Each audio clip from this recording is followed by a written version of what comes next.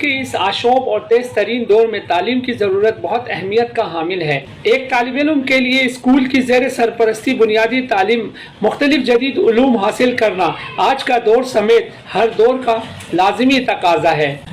Ali model school में ज़ेर तालीम बच्चों ने कुछ ऐसी चीज़ें बना डाली है जो दौर कदीम की याद ताज़ा करवाती है। तो आइए हम आपको दौर कदीम की रिवायतों की याद ताज़ा करवाता मेले में लेकर चलते हैं। So let's have a look. अल्हम्दुलिल्लाह। अच्छा ये बताइए, ये तमाम चीज़ों को कैसे आपने मुमकिन बनाया? जी, सबसे पहले तो अस्सलाम वालेकुम और आपका बेहद शुक्रिया कि आप यहाँ पर आए हमारे स्कूल अली मॉडलिंग स्कूल में, जो कि अवामी कॉलोनी कोरंगी कराची के एक बैकवर्ड एरिया से जो है ना बिलोंग करने वाले तमाम बच्चों ने अपनी क्रिएटिविटी के थ्रू यहाँ पर लोगों को बताने की कोशिश की है कि हम भी किसी से कम नहीं हैं। हम सिर्फ जो है ना तालीम में आगे नहीं है, बल्कि अपनी क्रिएटिविटी और अपनी इन्हांसमेंट्स में जो है ना बहुत आगे है। और हम दुनिया को बताना चाहते हैं कि रिसाइकलिंग के थ्रू हम डिफरेंट प्रोडक्ट्स जो है ना करामत और बेनिफिशियल चीज़ें बना सकते हैं और दुनिया के सामने रख सकते हैं। एकेडमिक चीज़ों के साथ साथ अगर इस तरह के प्रोजेक्ट्स का बनाना काफ़ी दुश्वारी है या आसान काम है? हम ये कह सकते हैं कि इसमें काफ़ी दुश्वारी है। दुश्वारी इस तरह से कि हमारे बच्चे जो है ना उनकी क्लासेस का थोड़ा सा इशू हो जाता है, लेकिन हम इस चीज़ को मद्देनज़र रखते हैं कि हमने कहाँ पर अपने बच्चों को स्टडीज़ के साथ साथ जो है ना इन चीज़ों में इन्वॉल्व करना है। यहाँ पर इन बच्चों की ग्रूमिंग होती है, उनकी कॉन्फिडेंट लेवल जो है ना बिल्डअप हो जाता है। और इसके साथ साथ तो टाइम तो काफ़ी लगता है और इसमें कई ऐसी चीज़ें होती है जो कि हम जो है ना उसको हैंडल नहीं कर पा रहे होते। लेकिन फिर भी मैं यही कहूँगी कि इस तरह की चीज़ें, इस तरह के प्रोजेक्ट्स बनाने से हमारे बच्चों के कॉन्फिडेंट लेवल बिल्डअप होंगे और उसके साथ साथ उनके अंदर की खुदादाद सलाहियत जो है ना बाहर निकल के आ जाएगी और हम बेहतर से बेहतर काम तालीमी मैदान में कर सकते हैं। अच्छा मैम, ये बताइए, बच्चे ने तो तमाम चीज़ें करके दिखाया, आप भी, हम भी और दीगर लोग भी देख सकते हैं। फैकल्टी की जहाँ तक बात है, वो किस हद तक ट्रेंड होते हैं, वो किस हद तक स्किलफुल होते हैं? जो आपके पास मौजूद फैकल्टी है वो इन तमाम चीज़ों से अवेयर है? जी बिल्कुल ऐसा ही है। बहुत कम ऐसे टीचर्स हैं या फिर ऐसे फैकल्टी मेंबर्स हैं जिनको इन चीज़ों के हवाले से पता नहीं होता। लेकिन जब हम उनको प्रोजेक्ट्स दे देते हैं तो फिर इन टीचर्स में भी एक अवेयरनेस आ जाती है। जी बेसिकली सर हमने ब्लू मॉस बनाया, गलाटा टावर बनाया, एंड ब्रिज बनाया, आर्ट बनाया इनके, एंड हाइया सोफिया मॉस बनाई है। अच्छा, इनके फेरी चिमनी बनाए पा। अच्छा ये बताइए, इनको बनाने का कहाँ से ये कॉन्सेप्ट मिला आपको? ये हमने बेसिकली इसको तो हमने किया रिसाइकल। हमने कॉन्सेप्ट जो है नेट से देखे है और हमने जो थोड़ी इन्फॉर्मेशन थी, अच्छा ड्रामा देख के और अपने माइंड से जो हमें इन्फॉर्मेशन थी उसी से किया हमने सर। अच्छा, आपने ये जो सेहरा पहना है ये किस किस्म का है? ये उस्मान का सेहरा पहना हुआ मैंने। और ऑटोमन एम्पायर में ये इस तरह ड्रेस पहनी जाती है। ये मैं आपको बता रहा हूँ, आपने बोला है आइडिया कैसे आया। ये हम पिछले काफ़ी टाइम से करते हुए आ रहे हैं। कोविड की वजह से हमने ये प्रोजेक्ट बनाना छोड़ दिया था। पिछले साल भी हमने प्रोजेक्ट बनाए थे, तो हम हर साल करते थे, इसलिए हमें आइडिया आते रहते। तो प्रोजेक्ट मिलते हम आइडिया प्रोजेक्ट बनाते।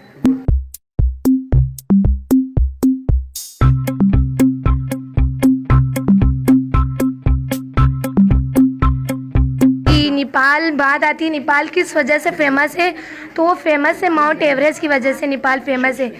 क्योंकि उसकी लंबाई है कि 8849 उसकी लंबाई है और उसकी जो चौड़ाई है वो हैगी 29,032 मीटर, यानी उसकी लंबाई इतनी है।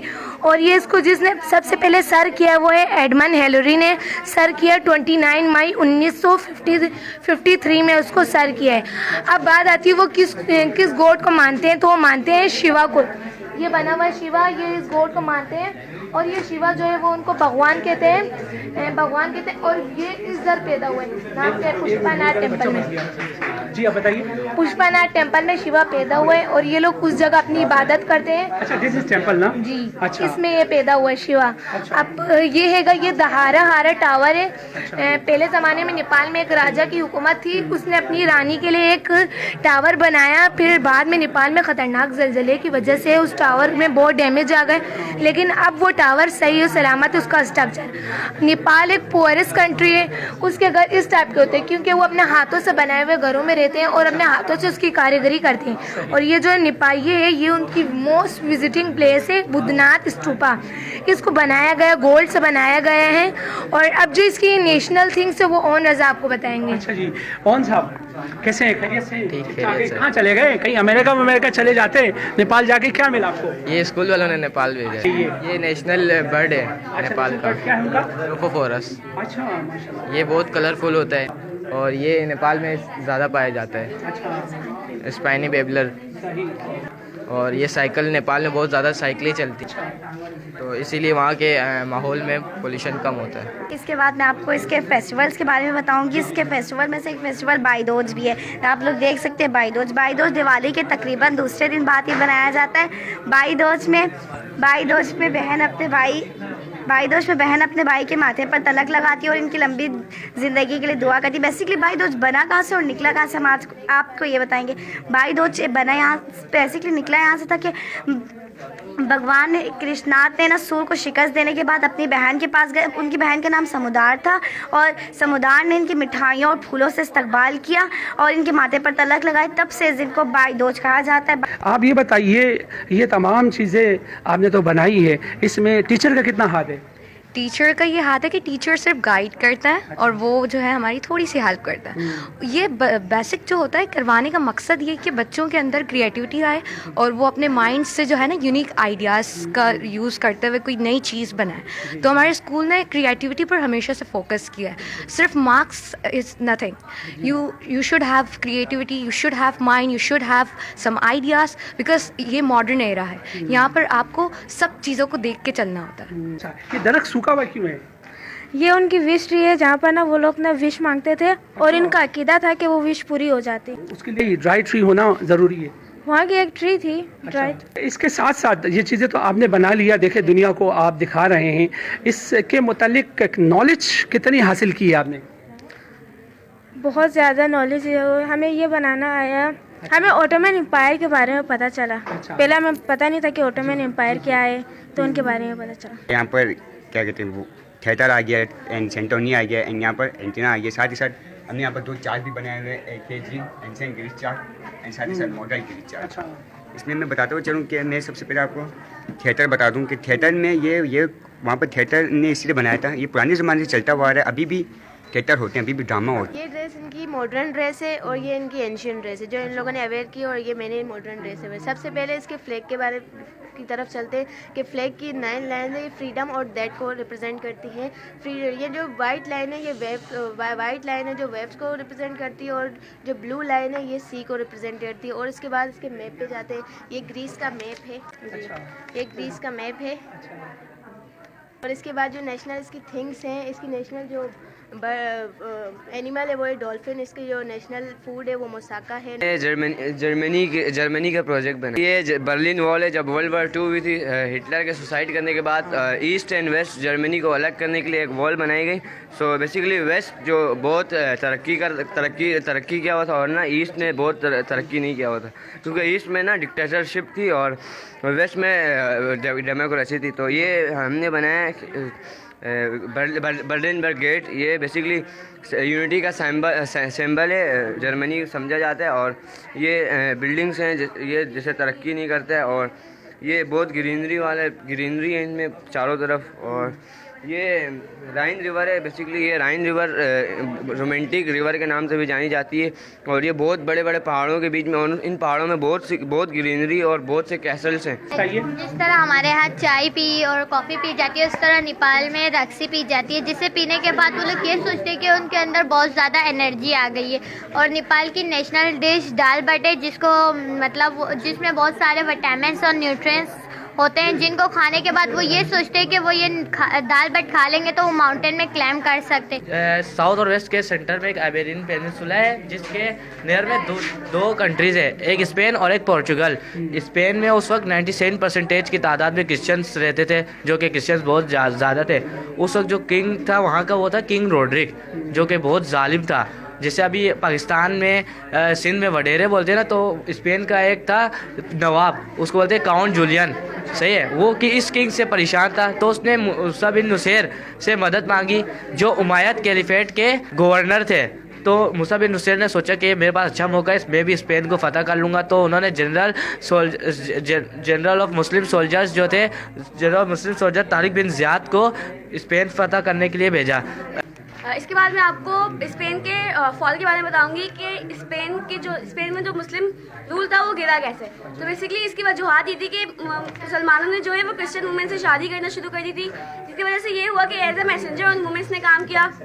और रिकॉन्क्विस्ट मूवमेंट जो क्रिश्चियंस लेकर आए थे कि मुस्लिम्स ने जो स्टेट्स क्रिश्चियन से लिए वो अपनी वो स्टेट्स क्रिश्चियन से वापस ले लो, और इनकी क्रिश्चियंस की इसी तहरीक के तहत मुसलमानों ने अपने स्पेन गंवा दिया। जो लास्ट उनके पास ग्रेनाडा था वो ग्रेनाडा भी मुस्लिम्स के हाथों से चला गया। आपको कोर्डोबा मॉस्क के बारे में बताऊंगा। कोर्डोबा एक स्पेन का शहर है और इस शहर के गवर्नर अब्दुर्रहमान थे। अब्दुर्रहमान के कहने में मस्जिद तामीर की गई थी और ये मस्जिद 785 को तामीर की गई थी। और इस मस्जिद ये इतना बड़ा मस्जिद था, इतना बड़ा कि इसमें सारे स्पेन के मुसलमान एक साथ नमाज पढ़ सकते बाजमात। जी Our presentation topic is France. We are going to something interesting about this country. Idea about Napoleon Bonaparte. Basically, Napoleon Bonaparte 18th century में यूरोप के ममालिक में बहुत खौफनाक तूफान लाने वाले थे। इन्होंने चाहा कि यूरोप की जितनी भी सल्तनतें हैं उनको हम तबाह कर दें, और इन्होंने ऐसा ही किया। यूरोप की जितनी भी सल्तनतें हैं उनको तबाह कर दी और ये चाहते थे कि हम फ्रांस के ना प्राइम मिनिस्टर बने। और इन्होंने अपनी तालीम बेसिकली फ्रांस से ही हासिल की थी और ये फ्रांस के प्राइम मिनिस्टर भी बने और ये फ्रांस के आर्मी जो वो थे उनके उधर कमांडर भी बने। जैन एफिल था और इससे अपने टावर का नाम भी एफिल टावर रखा था। और जो इसके एफिल टावर की जो हाइट है वो है 1300 to 30 मीटर है, और जो इसकी फिट है वो है 1989।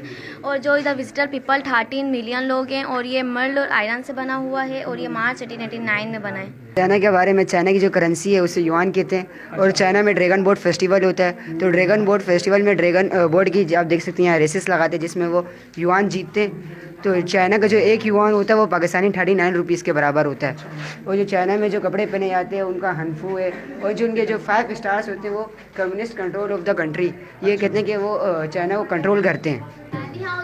फातिमा एंड आज मैं आपको बताऊंगी पांडा के बारे में। पांडा एक बहुत फेमस जानवर है चाइना, इसका ताल्लुक चाइना से है और ये अपनी खूबसूरती कैसे लोगों को अपनी तरफ अट्रैक्ट करता है। दूसरा great wall of China. Great wall of China बनाने का मकसद ये था कि इस दुश्मनों से अपने मुल्क को प्रोटेक्ट में रखना। और इस ग्रेट वॉल ऑफ चाइना को बनाने में इस ईंट को बनाने के लिए चावल के आटे का भी इस्तेमाल किया गया है। और ये पगोदा, ये उनकी फेमस मंदिर रहेगी। चाइना की ऑफिशियल लैंग्वेज मैंडेनी के जैसे अल्फ़ाबेट है। और चाइना में जो चंद चीज़ें खेले जाती है जैसे फुटबॉल, टेनिस, क्रिकेट, बहुत से सारी चीज़ें जैसे कि आप हीरा बताएं। अच्छा, नेशनल स्पोर्ट इनका क्या है? नेशनल स्पोर्ट इनका कोई सा भी नहीं, इन्होंने कुछ भी नहीं रखा नेशनल स्पोर्ट। चीन दुनिया का तीसरा सबसे बड़ा मुल्क है और आबादी के लिहाज से दूसरा सबसे बड़ा मुल्क है और मशरकी एशिया का सबसे बड़ा मुल्क है। चीन में तकरीबन 56 नस्लें पाई जाती है, जिसमें सबसे बड़ी नस्ल हान चीन की आबादी का तकरीबन 90% होती है। इसके बाद रिद्दा बताइए। अच्छा, इसके फाउंडर का क्या नाम था? फाउंडर का इनको पता है। माओ जेडोक नाम था उसका। क्या नाम था? माओ जेडोक, जैसे इसमें ये पिक्चर बनी। अच्छा, पिक्चर बनी, दिखा बेटा। जी सर, ये जो काम है हम सब ने जो है मिल बांट के किया है आपस में। जी सर, टीम वर्क किया है। और हमने ये ज़्यादातर चीज़ें जो है नई ख़रीदी, हमने चीज़ों को रिसाइकिल किया है। जैसा कि ये गिलास हो गए, ये इन पे हमने पेंटिंग करके कुछ इस तरह का बनाया है। ये हमने जो है कार्डबोर्ड से बनाया है। और ये सब उन्हीं चीज़ों से बनाया है। ये हमने क्ले से बनाया है। जो हमने गिफ्ट बनाया है वो ज़्यादातर हमने वो क्ले से बनाया है। और बताइए आपने क्या बनाया? हम लोगों ने ये ताजमहल भी बनाया है, लाल किला भी बनाया है। उसमें ज़्यादातर हमने रिसाइकलिंग की है। रिसाइकलिंग आप ये देख सकते हैं, ये जो टॉम बना हुआ है बेसिकली हम लोग ने इस टॉम को बोतल को रिसाइकिल करते हुए, प्लास्टिक बोतल को रिसाइकिल करते हुए बनाया है और कार्डबोर्ड को रिसाइकिल करते हुए बनाया है। इसके अलावा हमने थर्माकोल को रिसाइकिल किया है और स्टोन्स भी हमने रिसाइकिल किए हैं। मतलब हमने बिल्कुल कम बजट में अपने बजट को बिल्कुल कम रखते हुए हमने अपने इस पूरे मॉडल को तैयार किया। तो ये तमाम चीज़ें करने में कितने दिन दरकार हुए? हमें मैक्सिमम 2 हफ्ते, शायद 2 वीक्स। अच्छा, विद इन 2 वीक्स बना लिया हमने। जी, आपने क्या बनाया? बेसिकली टीम वर्क है, किसी एक बंदे ने प्रॉपर काम नहीं किया, सबने मिलके काम किया। And this is very fruitful for us. हमें हिस्ट्री पता चली है इसके बारे में। तो तमाम चीज़ें, मेन चीज़ रखते हैं आपकी टीम वर्क कितना आप करते हो। सबने मिल के काम किया, दैट्स वाई हमारा प्रोजेक्ट तैयार हुआ। अच्छा, किस टीचर को ज़्यादा आप जो है क्रेडिट देंगी कि आपके साथ उनका सपोर्ट रहा? मिस इशरत। अच्छा जी। हमने तो सारे काम टीम बॉन्डिंग करे किए, ये सारे वो करके बनाया है, मिल के बनाया है सब। हमने पेंटिंग्स बनाई है हमने, ये उनके मोस्ट फेमस पेंटिंग्स है ये, और कार्डबोर्ड से बनाई है।